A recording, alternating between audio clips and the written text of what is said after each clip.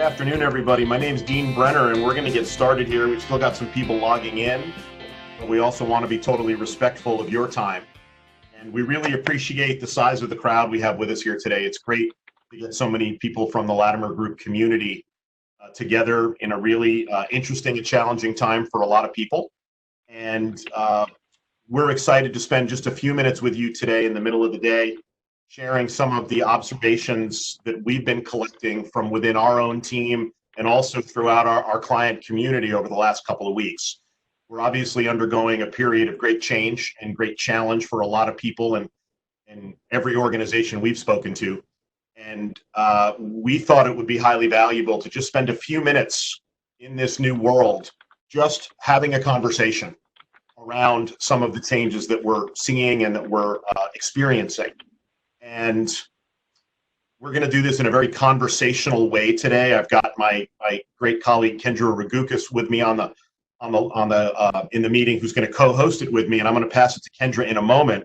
But what we're going to do is basically take you through a number of the key observations that we have collected over the last couple of weeks, and then have some dialogue around them. And Kendra will share a little bit more about how you can interact with us today.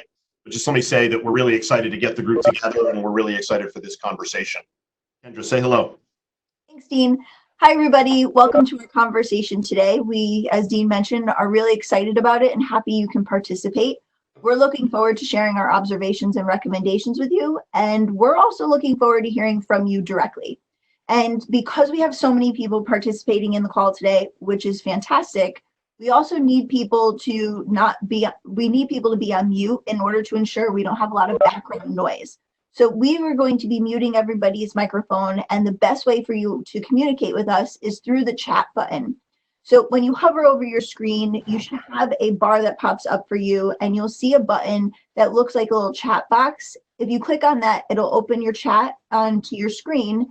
And when you click out to write in the chat, whether it be a comment, a recommendation, some feedback for us, or a question, make sure you write to all panelists. We have our colleagues Dan Cooney and Hannah Morris here to participate and engage with you in chat, and to also share your comments and questions throughout the call today. So that's the best way for you to engage with us throughout, even though we're going to have everybody on mute throughout the call today. So thank you again for participating, and we look forward to this.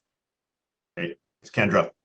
So the last 3 weeks have not been easy, and I haven't had a single conversation with anybody in any industry, any size company, anywhere in the world hasn't been feeling the effects of what's going on right now.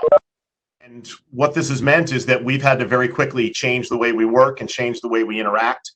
And that has bled over quite quickly into the way we interact on a human level as well. Mm-hmm. And the conversation that we want to have with you today and the observations that we want to share are business in nature, but the lines get very, very blurry between the impact on our business lives and the impact on our personal lives. And we're not going to be afraid to deal with the blurriness directly, because I think for everybody, the blurriness has never been more obvious than it is today. So what our team has done, we have our whole team on the call here today. And what our team has done is we have, based on the conversations that we've been having, we've collected a number of observations, and we're going to share the 5 that we've heard most frequently. And I'm going to get right into the first one here, and then Kendra and I will chat about it, and then we'll have opportunity for you to share your comments or questions. So the first observation that we're hearing a lot is around the concept of situational awareness, and just understanding more than ever what things might be like for the people that you're speaking to. Situational awareness is something we talk about a lot at the Latimer Group and always have, and understanding the circumstances of the person that you're speaking to is always a great thing. Everybody that ever teaches for us in every workshop we've ever taught, this concept comes up. But when you're in a world where very quickly office environments have to scatter, where very quickly schools are being canceled, where very quickly everybody's day-to-day environment is dramatically different, keeping that sense of situational awareness top of mind is more important than it's ever been before. Kendra, what are you hearing or thinking about as we talk about this topic here? Yeah, I think you hit the nail on the head, Dean. And we're thinking about situational awareness. We are in a global pandemic right now. So not only are our business processes changing, we're going mostly virtual, we're communicating through computers day to day, but our personal lives are also changing. Some of us, like here in Connecticut, are on a lockdown where they're only recommending you go out if it's necessary. So you have to stand in line at the grocery store. You have kids at home because they are being homeschooled. They're also doing virtual learning. So not only are you trying to manage your own transition to virtual, you're now trying to manage some of your children's transition to virtual. So it isn't just what's happening in your business and in your team, it's actually affecting every element of the people you communicate in their lives. So it's not just, again, taking in the situational awareness of what may be happening for your team and your organization, but it's taking into consideration how your colleagues may be feeling outside of this as well. Absolutely right. And you know, every company is always thinking about things like work-life integration, work-life balance, which we now refer to more appropriately as work-life integration. I'm not sure that's ever been a bigger challenge for people, and more important that we all think about it, because as we all now work from home and our families are also working from home or staying at home, and if there's children in the house, they can't go to school. This is not your normal way of working from home. This now means that you're trying to work from home while you might have disruptions all day long, while your space might not be empty during the day. And when we say situational awareness, what we're hearing and what we think is important is that every interaction that you have with a colleague or a customer or a client or anybody, a vendor, just keep in mind that they are not in their normal workspace, and that there might be a lot of things tugging on them and their time and their attention than ever before. And while that sounds obvious, you know, when we're in business mode, I think sometimes we can get into, this is what I need, this is what I want. And sometimes that situational awareness can fade in the background. Does that sound right to you, Kendra? That's a great example. I don't have children at home. I have a dog. So the worst that it comes for me is you hear a dog barking in the background. But a lot of my colleagues, a lot of our team have children. And sometimes I can get stuck in business mode. I need to get this done. We're on a deadline. Let's move forward. And I have to always take into consideration that my colleague may need to have signed off because now it's lunchtime with the family, or they may need to have signed off in order to help their child work on a school project. And they'll be logging on at what would traditionally be not working hours. And so I need to give them the space in order to do that and realize that maybe deadlines are going to get pushed, or I need to find a different way to communicate with them throughout the day. Yeah, absolutely. And I think the recommendation, based on what we're hearing and the thing that we're reminding ourselves, both in our dealings with each other as colleagues, but also in our dealings with all of our clients and all of our friends, is that people are scared right now and they're highly disruptive. And the big walkaway here is giving the people that we're speaking to the grace and the space that they need. And just understanding that this is not normal. Yes. And that we don't know how long this is going to last. We don't know. Anybody that says they know, I think is hitting themselves. This could be normal for a while. This could be the normal for indefinitely. So anyway, our first observation, situational awareness, more important than ever. I'm going to hand it to Kendra for our second observation. Wait, I'm sorry. Do we have any comments or questions from the group before we move on to our second one? Anything we want to share, Hannah or Dan?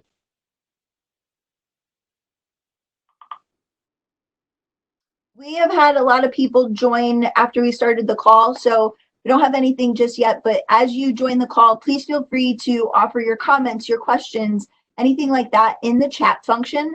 And our colleagues, Hannah and Dan, are going to share those comments and questions with us throughout the call today. So I think we can move on to our second observation. Great. Thanks, Kendra. Okay, go ahead. So our next one is virtual tools are not just for efficiency, but they are now to create connection. For those of you who don't know, my background is in virtual learning, and I have been working in the virtual space, may not be working from home remotely 100% of the time, but in the virtual space since about 2014. So I'm very comfortable with these tools, but as a team, we've implemented these tools for more efficiency purposes as opposed to connection.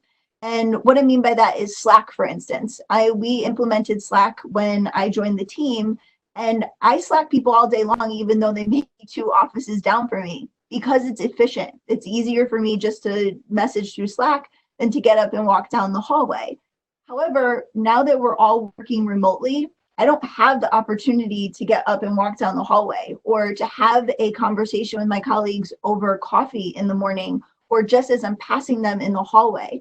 So these tools that we were implementing already that were just being used mostly for efficiency are now being used more than ever to connect with my colleagues. Now, all forms of communication are about connection, and we talk about that often, but now it's filling in the spaces of where we're no longer getting that personal face-to-face interaction. Dean, how do you feel about making that transition with these tools? Total. This one resonates really loudly for me, and I've heard this from a lot of people that I've been speaking to. And whether we're an introvert or an extrovert, interaction with other people is of varying importance to all of us, but it's important on some level for everybody. I'm a social animal. Like, I thrive off interactions with other people. And take you for example. Like, you and I we're both early arrivers to the office. And one of my favorite parts of the day is when you get there early. If I'm already there, we have coffee together for 5 or 10 minutes, and we might not even be talking about work, but we're just catching up on whatever. And those kind of interactions with everybody are gone now. You don't just get them passing in the hallway. And again, I think for a lot of these observations, at first glance, you're thinking, well, yeah, of course. But when you start to now actually witness the impact in your everyday life, I think the value sort of hits you even harder. Yes. And I've always thought, wow, I love chats with colleagues, Whitney, Hannah, Kendra, Jordan, whoever, Dan. I love those interactions, but when they're now gone, all of a sudden you realize, well, wow, that meeting that we're now going to have via Teams or whatever the channel is, that isn't just a time for us to get together to talk about the project. That's now a time for me to actually talk to my colleagues. Absolutely. And it's been really powerful to realize now the dual value of virtual meeting, because we're denied each other's company. And this isn't just about, I think, socializing. Each other's company spurs innovation, it spurs conversation, it spurs collaboration. We're feeding off each other's energy. Like, I might be having a really bad day and a couple of you might be having a great day, and that's going to rub off on me. Yes.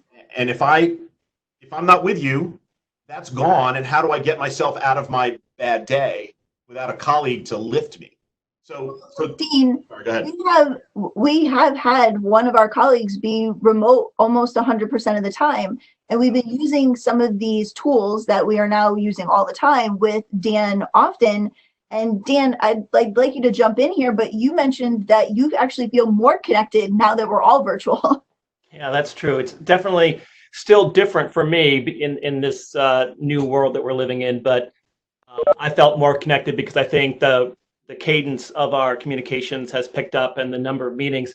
And two comments I wanted to just jump in was, first of all, I think the rest of the team feels a little bit less guilty that you were there early, because now we know you're just, spending time, drinking coffee. But, to be serious for a second, I was just thinking, I've got to go to this meeting or I have another meeting, was always followed by like the eye roll, whether it was expressed or not. And I wonder, are we beginning to miss meetings a little bit here?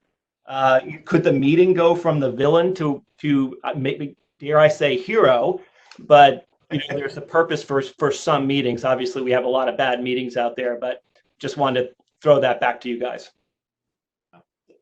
I think there are elements where I probably meet more now than I did beforehand, because it is filling in that space where I'm not getting the average conversation over making our coffee or just being able to run into a colleague's office when I have a quick idea. So I do find that I'm not rolling my eyes or as frustrated with these meetings, because it's a great way for me to connect with you guys. Absolutely. So that probably leads into our, well, we got here's a question here that just popped up. It's okay. I'll just jump in and share this one here. Sure. That's okay. Yeah. So the question from Brett is, does this suggest that workplace relationships will necessarily grow more personal? How do you keep your professional distance when we're all so much more connected? Interesting, because some might argue that we're less connected, but now maybe we're making the argument that we're more connected. Mhm. Will relationships grow more personal? Yeah, maybe. I mean, maybe there's a deeper appreciation now for the importance of the human interaction in the workplace. I don't know, Kendra, what do you think?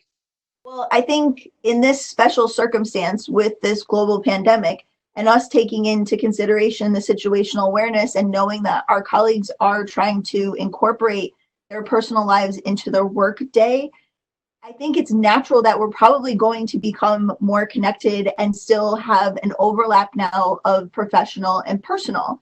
It may go back if we work our way through this or when we work our way through this, but I do think it's an opportunity for us to make a greater connection with our colleagues, to open up, to be a little more vulnerable, and to get to know each other better. So I definitely think it does become more personal, and I don't think that there's a problem with that. I think it might be a good thing. Lines are blurry, and blurry lines aren't always a bad thing. So, Dean and Kendra, can I please jump yeah, into go. the conversation? This is Hannah Morris. And the point that I wanted to add to this is that humans have many, many different avenues for connection. And naturally, we connect through proximity. We get people together, we go out for a meal, we invite people over. That's on hold right now. We also naturally connect through physical contact, like hugs and handshakes, also on hold. But the avenue that is left for us right now is communication. And so the importance on communication is so much more than ever before. And so thinking about ways that we can reach out to people even beyond our professional lives, but into our personal lives, reaching out to the teachers that are working so hard, to anyone we know in the healthcare industry, all of those opportunities for connection through communication are far more important than ever before. Love it. That's awesome, Hannah. Thank you. Absolutely. Yeah. I think we can talk about our recommendation here, Dean, which is to embrace and allow for connection during your meetings. We always recommended to have what we call a water cooler before each of your meetings, virtual meetings, give people a chance to connect and share a personal story. But I think now more than ever, because we're not getting those personal interactions on a day-to-day basis, that time in the beginning of your meeting or at the end of your meeting or throughout is going to be very important for you to create that connection. So we encourage you to embrace that and allow it throughout. Great. So Dean, I think we can go on to our next observation. Sure. So observation number 3, what we've heard from a number of people, including some on our own team, is that some of our choices in this new world are actually simpler and easier to make. And some of the examples that have come up are less time commuting, less time spending, less money spent on buying my lunch every day since we're all working from home. Maybe there's different perspectives on this next one, but thinking about how much time you now have to put into getting dressed for work. Maybe that door swings both ways. When in a video world, maybe we still need to care about it a bunch.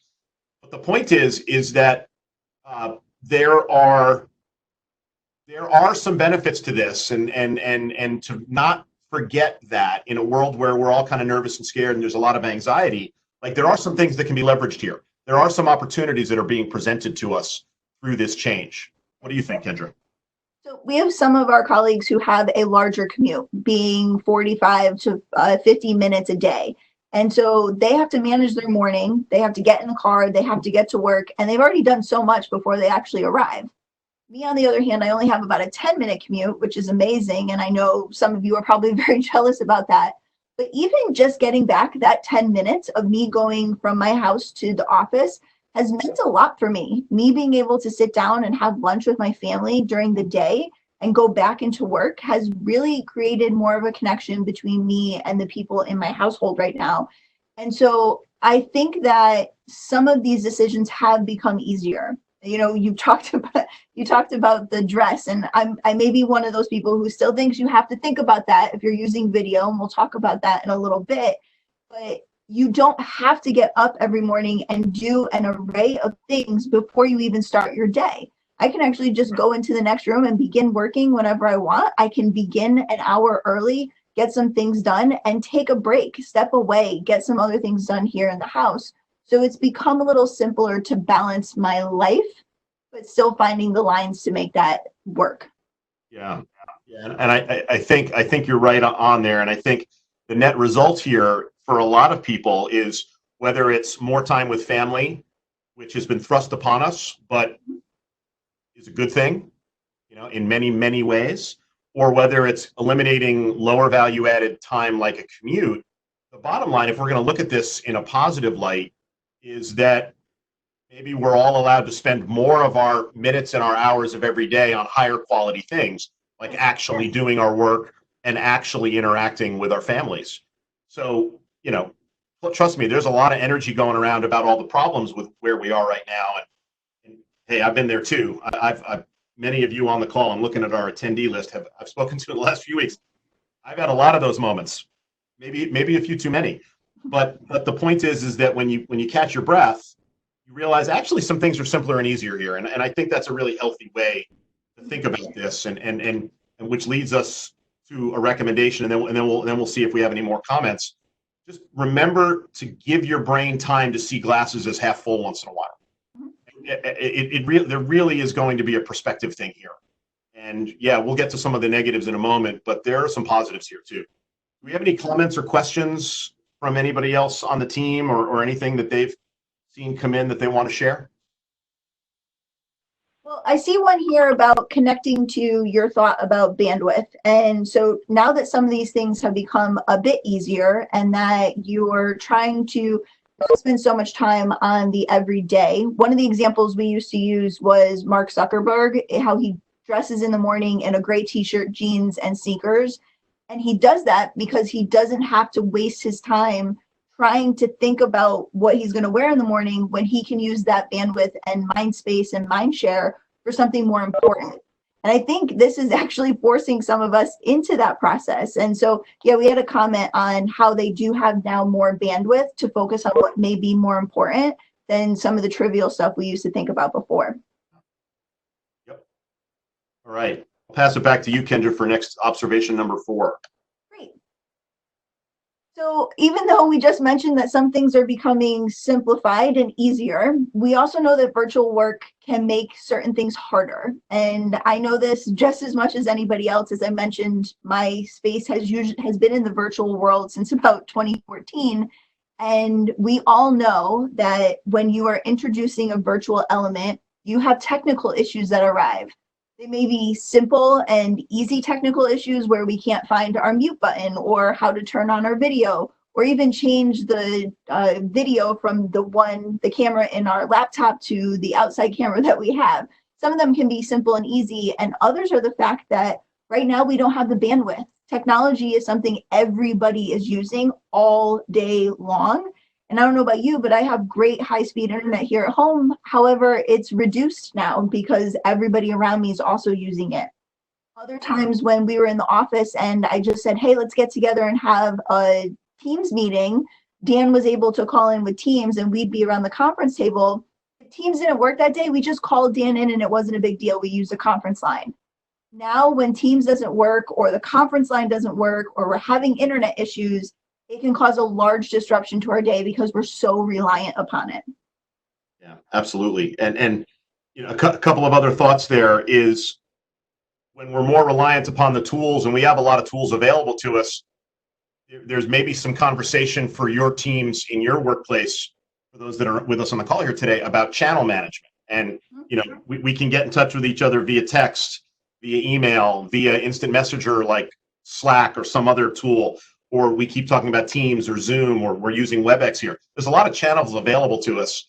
And where is the right place for me to reach out to a colleague? Is there a channel that's appropriate at certain times of the day versus others? That's a big choice too. That's maybe a choice that we have to think about a little bit more now than we thought about before. I'll just share a thought with the whole group here. What we've decided as a group here is that Teams is going to be our default for meeting because of all the reasons we've listed in the power of video. And because our days are all so choppy right now, going back to our first point about giving people grace and space, some people's days are starting earlier. Maybe they're out for an hour and a half in the middle of the morning. Maybe they're coming back. Our hours are a lot different than they used to be. So we're checking in and we're checking out, connecting it to grace and space. What we're also doing is we're using something like Slack to just let each other know, I'm on now, I'm off now, I'm back in an hour, I'm going out for lunch. Things that used to be obvious when you just would see each other in the office are not as obvious now. So we're using something like Teams for our meetings, Slacks for our check-ins and our checkouts. And then for the actual business and the stuff that we're using traditional email there, but putting some thought into how you're using various channels, I think can be important, because we actually had some situations a few months ago where somebody sent me something important and I couldn't remember, was that an email that I saved somewhere? Did they send it to me versus Slack? Where can I find it? I can't remember where that conversation took place. Yeah. Dean, one of our attendees actually mentioned that their team put together a best practices document that outlined that for them. So we're going to use this channel for this, we're going to use this channel for this, and we're going to use this channel for this, which makes it very easy, because as you mentioned, if you're thinking about, was that an email, was that a Slack? When you have those best practices outlined for your team, it's much easier for you to find those things later on. So yeah, I think finding the right channel is also a part of this that makes it a bit harder. Yeah. And another real life example of this that we've experienced already in the last 2.5 weeks is that we have to be really careful of timelines and deadlines now, because we're all remote and because we're all working perhaps choppier work days, things may take a little bit longer to get done, because we're not all on exactly the same schedule right now. It's not a traditional start at this time, finish at that time. There are times during the day when any one of us might be off attending to something at home, which means that we just have to be a lot more realistic with each other, a lot more patient with each other. I don't know if others are finding this, maybe if somebody has a comment they want to share. We are finding that we just have to be a lot more mindful of our timelines than we did before. Yes, and that actually feeds right into our recommendation, Dean. You want to pop that up? Yeah. What we are recommending is that you set realistic timelines and you manage your deadlines carefully. So as you're trying to manage everybody's ever shifting schedule and time, and you're trying to connect on larger projects, just make sure that you're setting realistic timelines and you're managing those deadlines and communicating through the appropriate channel. I think that's great. So I think we can move on to our final observation. Yeah, okay, here we go. So the last thing, and some of this will be different organization to organization. We've heard from some of our client companies already that some have stricter guidelines about video. Some of our client companies are saying it's a must use. Some of our client companies are saying we'd rather not put people in the situation to have to use it. So some of this is good. Some of what I'm about to say here is going to be dictated by company policy.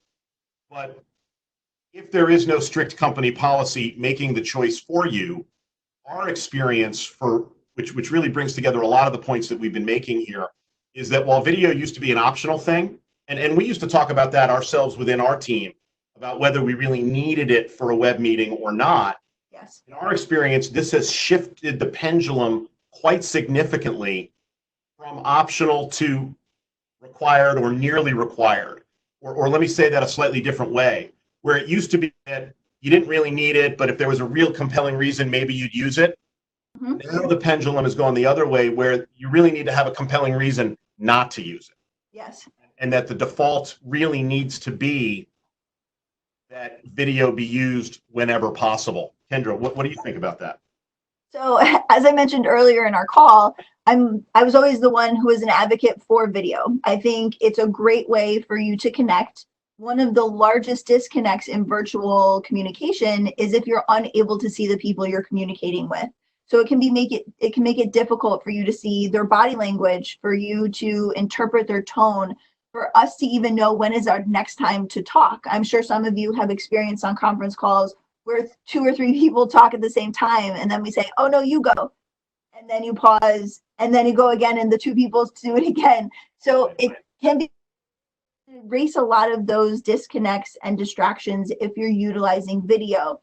One of the things we want to mention, though, by this recommendation is that you're still taking into consideration what is appropriate for your audience. Some of you may remember from our trainings, we talk about during delivery for you to be authentically yourself, but appropriate for the situation. And now with our team, we tend to be more relaxed. So I can be in a sweatshirt with my hair in a ponytail, sitting on the couch during a team meeting, and that is perfectly acceptable. But during comments and times with a client where we hosted a webinar yesterday, I got dressed in the morning. I may have been wearing my pajama pants, But from what my clients could see, I was dressed for the day. I was there to be there to host this webinar for them and to be professional because that is what was appropriate for the situation. So even though we're recommending video, we want you to still take into consideration, what can your clients see? What do people see in your background? Is your background distracting? Is your dress distracting? Are you appropriate for this type of communication? And so we encourage the video and for you to always think about being appropriate for the situation as well. Yeah, a couple of other things that now, if we're going to say that video is almost a default setting, there's a couple other things that pop into my head. You know, when we tend to think about body language as an in-person thing, guess what? Eye contact matters. So if I'm meeting with you via video and the whole time I'm staring at my laptop and you can see me on screen, that's kind of a weird vibe, right? So, you know, people can see your body language, your facial expression, your eye contact, just like in person, or maybe not exactly like, but things that we probably worry about less in a remote environment. Video puts all those things back on the table. Absolutely. And I also think, you know, here's a funny question I ask in every workshop I teach. I say, what percentage of you multitask your way through conference calls? And everybody's answer, if they're being honest, is, or what percentage of your conference calls do you multitask your way through? And if people are being honest, their answer should be somewhere around 100%. And you know, the point is, when I'm on video, you can see me, boom, boom, boom, multitasking on you, which just, it brings us together, which is a good thing for all the things we've been talking about, but it does mean you have to be more aware of what's going on around you. Yes. I think Dan has a comment. Yeah, and then I've got a question from the floor that just came in via text. Great. Go ahead. And I've gotten one too. I've heard recently, Dean, that, and Kendra, that, you know, a lot of people have had these tools, not everybody, but a lot of these people have had the video capability for a long time. But what's happened is just this great acceleration over the last few days, barely even weeks. And I think what we're going to see is that it's not going to go all the way back. I think we've been pushed beyond now, and we're, you know, we're all jumping, we're all making the leap. And while some people may go back, I think we're going to see a lot less conference calls. And Dean's point, we're going to have to be doing much less multitasking. The other thing I wanted to mention on the glass half full is that being productive at work right now is a gift, because I find that it's the least bad when I'm moving forward in almost anything I'm doing, whether it's something with the family or something from work. So keeping pedaling forward is a good thing for me. Yes. And then on the one final thing on the bandwidth problem, it's going to get worse because tomorrow night the third season of Ozark is released. Yes. So we have to be careful about that too. Yes. Nice. Abby and I are looking forward to that. And that leads to a recommendation here about just being really intentional about your space. I'll tell a funny real-time story from our team interaction today. And I say this with a big smile on my face. I'm not in my office right now. I'm in our WebEx studio, which is in our greater office, but not my personal office. I love my office. I got pictures of my family around. I got a lot of stuff going on. My chair's just right. My computer's exactly the way I want, and I know where everything is on the desktop. Colleagues and I got together, and they're like, you know what, Dean? There is a lot of distraction in the background in your office. We think you should use the studio. I was originally really resistant to it, and I'm like, no, nope. Like my space, sort of feedback, I'm good. And then thought about it a little bit, actually looked really closely at myself, and I'm like, wow, they're right. There is just a lot going on there, and the conversation forced me to be a little more intentional and aware of my surroundings than I normally would, and it was a good choice, and it was good advice. Kendra, I've got another question here from Ron. Yes. His question is, how do we determine when we're using remote tools, how do we determine when to use a visual like a PowerPoint or just simple bullet points rather than just talking from your own notes on your laptop? Like, when do we need to add a visual, and when can it just be conversational with us sharing notes? And I've got a comment there, and then I'll open it up to anybody else on the Latimer team. I'm feeling there'll be some opinions here. My thought on this is that if what is on the screen, Ron, if what is going to be on the PowerPoint is substantially important to their grasp of the conversation, then I think the additional visual is probably a good idea. If you're simply repeating what you're saying, if the slide simply repeats what you're saying, I think we probably are adding to some potential cognitive overload there, and it's really not necessary. So it really does the visual add value above and beyond your words. Other Latimer colleagues with a thought on that one? Well, I think this is a good example. So if we take a look at our screen right now, Yeah. we wanted this, we were very intentional in making this a conversation. Everybody is going through a lot right now. And we really just wanted to address some of the things that we've noticed and give our recommendations from our experience on how to move forward. Yes. So we felt that it was important that you saw what we were observing and that you were able to take away what our recommendation is. So those key elements were important for us to have on the screen, but that was it. We didn't feel it was necessary to add additional content or context, additional images or video that may distract from the point, which was for us to have a conversation. But we put on the screen what were key elements and our recommendations for you to take with you when you left the call today. Yeah. And Kendra, this is Hannah. Can I add an observation? Please. Yeah, please. Great. Often talk about the many, many purposes of the slides that you use in a presentation. Mhm. And one of them that I feel is important here is slides as an on-ramp back into a conversation. If we accept the fact that our audience is going to be distracted at some point during our presentation, meeting, whatever. Yes. Maybe that is because they have a lot of things going on in their heads. Maybe it's because the door just opened and someone interrupted their thoughts. Right. Providing information on a slide, it gives them a way to jump back in easily so that they can pick back up with what we've been saying. And so in that sense, slides are hugely important in a world where we are dealing with multitasking, but also high levels of distraction. Spot on, Hannah. Spot on. And then, if you decide, my final comment on this, and then we'll begin to wrap up and let everybody get on with their day. If you decide that some visuals are appropriate, are a benefit, that's fine, go for it. But then conversation for another day, you've now created a whole new decision tree for yourself to make sure that the visuals are in fact value added and don't create cognitive overload. Yes. The whole concept of giving people too much to absorb, more than they could possibly take in, is a real thing. And that is just as we talk about that in every workshop. Everyone that's ever interacted with the Latimer Group has heard that. Just as true here. If you want them to absorb what they're hearing from you and you give them too much else to absorb in other ways, you're really reducing your connection, and the impact on the listener is negatively impacted. Yes. So anyway, that is our fifth and final thought here, and all we'll do now is just do a quick wrap up and just say to everybody, we'll like we always recommend, we finish where we started, and we really appreciate everybody's time today.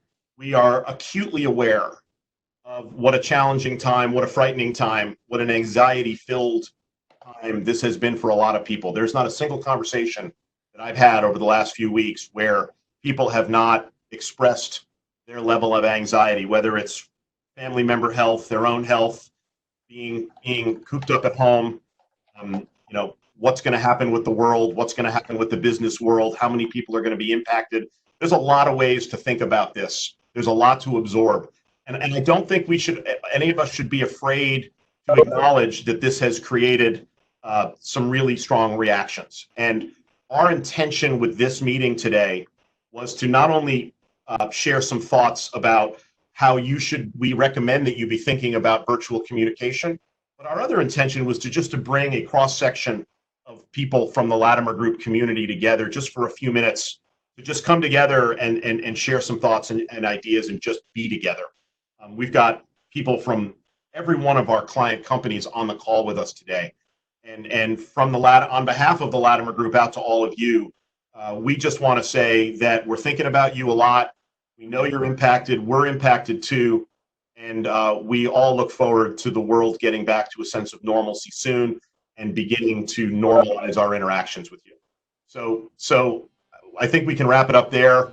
And I just want to thank Kendra and Hannah and Dan and Whitney and Jordan, the whole team of the Latimer Group. Everybody was involved today. And I just want to say, be safe, everybody. We're thinking about you, and be in touch again soon.